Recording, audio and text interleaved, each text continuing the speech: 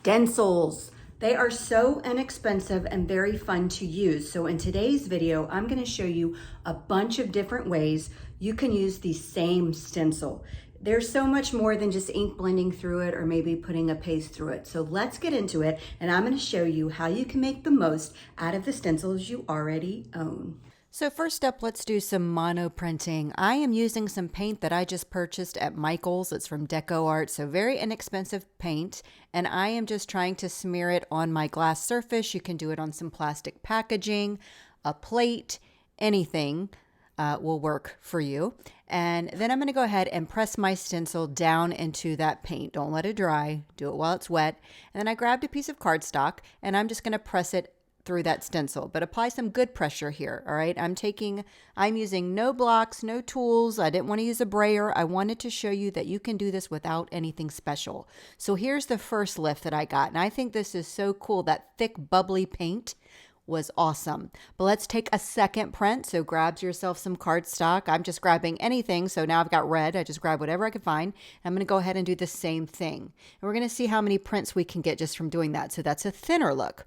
Super cool. I like it. Let's see if we can get a third print out of it. And I didn't know how many I would get. So this time I'm really pushing. I'm using the side of my hand to push to make sure I can pick up all that paint. So I got a really great third print.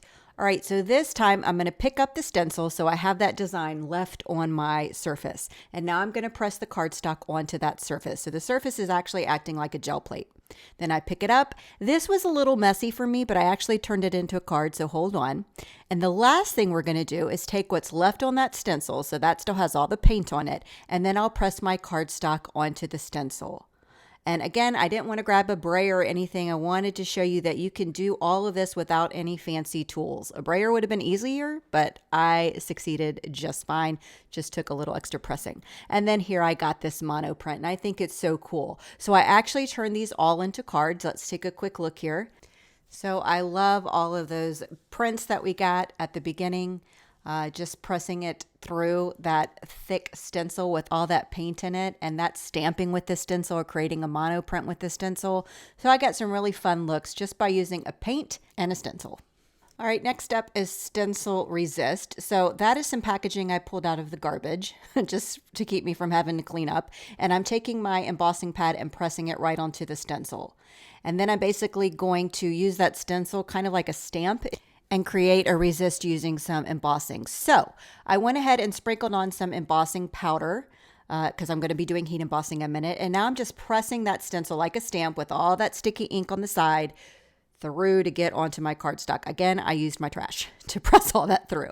I couldn't see a diddly wink thing, so I was hoping everything transferred fine. Now I'm sprinkling on some white embossing powder. You could use clear here, but I really wanted some crisp white lines.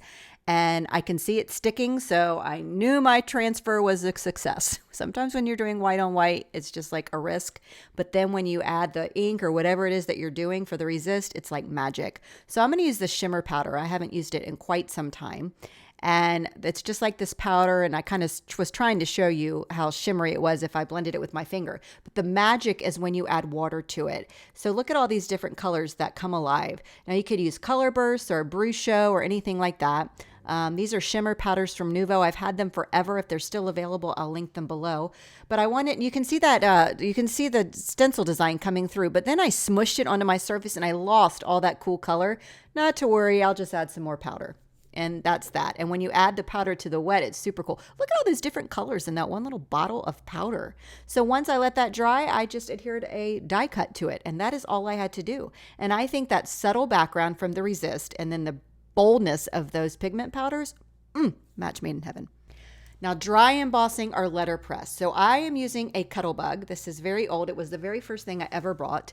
And I had to do some finagling to figure out what sandwich works for me. So you'll have to do that with whatever machine you use. But let me back up and show you again the sandwich that I used. So I have the big fat A plate, then a B plate, then 2 of those embossing folders, then my cardstock, then my stencil, and then my B plate. Make sure your stencil is on top of your cardstock. So cardstock, then stencil. And look at that. I did it again on another card too. My stencil was dirty, so I'm just kind of removing that with my fingernail. But anyway, look at that look. So you can have the raised side or the indented side, whatever floats your boat. And I just think you get some really cool results by just dry embossing with your stencils. So for these cards, again, everything came out of my magic mud, the die cuts and the images. The card to the left, I just used an ink pad and lightly went over the top of those raised edges to create a little shadow. And the one to the right, I just left it alone and added my die cuts. And look how cute these cards are. Now, Skillshare is something I've been using for years. It's an online platform where I feel you can learn, explore, and almost redefine yourself. I was using it for watercoloring, but since then I've taken a class about Procreate because I was really into creating my own surface pattern designs. This is from Kat Colette. She is awesome. So after taking this class, I released a fabric line and textile line on Spoonflower, implementing all I learned from Kat Colette's class. So now I have a successful pattern line on Spoonflower. I also wanted to create my own journals, and I know that you can do that on KDP. So I went into Skillshare, typed in how to use KDP, found a class I liked, and I chose this one. And after taking her course, I successfully released my own bullet journal line on Amazon. And these are bullet journals that I sell for $5, and I've sold thousands of them. Maybe you want to reinvent your goals or maybe a career change. I just typed in here career and look at all these different classes that popped up that may apply to whatever your goals or needs are. So I encourage you to check it out. I have a coupon code. The first 1,000 people to use my link, which is in the description, will receive 1 month free of Skillshare. It's got everything you could possibly think of. So I definitely encourage you to take advantage, grab that link before it's gone, and see Skillshare for yourself.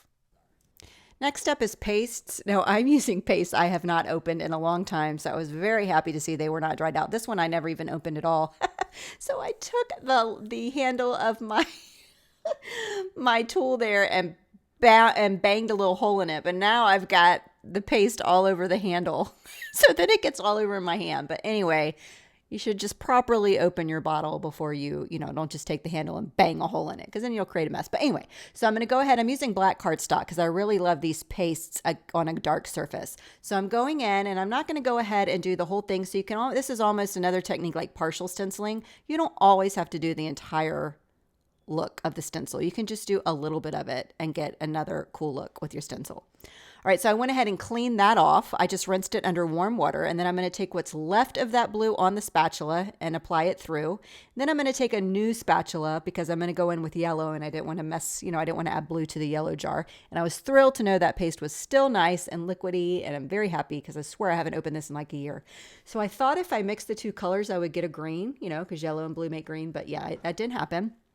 So you're going to see my blue just disappear. That's all right. I didn't know. Everything I do in crafting is just trial and error. Is it going to work? Is it not going to work? I don't know. So there's a look at that one. So I had to set it all to the side, and you got to let the pastes dry. So that's something to think about. I actually created these cards first, but I just moved it. I shifted it around in my video. But anyway, so here I am using the stencil. That's all the paste that's left on the stencil, and basically stamping with the stencil. So I flipped the stencil over, pressed it down through the cardstock there, and then I get this cool look. It's kind of like a grungy look. It's not something I typically make, but when I added these images that I had already pre-cut and die cut and everything and put them in my magic mug, I really like that background now. So boom, and here's the rest of the cards I pulled together again with things I've already pre-cut out and pre-colored, put in my magic mug, so it makes for pulling together cards very, very easy. But all the pastes, baby. I love it. All right, sprays. So I'm using, this is a Nuvo spray, again, 1 spritz. It was 1 spritz, that's all, and check it out. But again, you still have all that spray left on your stencil. So go ahead and flip that stencil over and see if you can get a second print. Mine as well, you got to clean it anyway. That's from the garbage, that paper towel. Use your garbage. And you get these two, like, whatever, they're cool. So I made almost identical cards. You got a twofer, and you made it in about 7 seconds. I'm telling you, with sprays. If you don't have these kinds of sprays, you can create sprays with your ink refills just by using a water bottle and just add some ink and maybe a teeny tiny bit of water and try to spray it that way. Or you can do water flicks. There's an abundance of sprays out there, or you can make your own. I'm pretty sure I have a video on my channel on how I did that. But I wanted to show you why I love this stencil. It's super cool. It doesn't have a straight or flat edge around like a frame, so you can continue to line this stencil up and create as many patterns as you want. Let me show you again. See how I just was able to line that corner up and just carry out the stencil and just keep going. So if you're a scrapbooker or you want to create different colors or gradients, it's super easy to line that stencil up, and I just think it's cool. And here's a quick look at that card right there. So I made a ton of cards today, all using the one stencil, Wonky triangles. I don't even know if I said the name of it. All the supplies I used, if they're available, they are linked in the description below. But again, I want you to use what you have. I don't want you to feel like you have to run out and buy things just to create cards. That's what my channel is all about. So I hope you enjoyed this. And if you have any video requests, please leave them for me in the comments. I am starting to dry up on ideas and I need your help. So until next time, I hope you have a great week.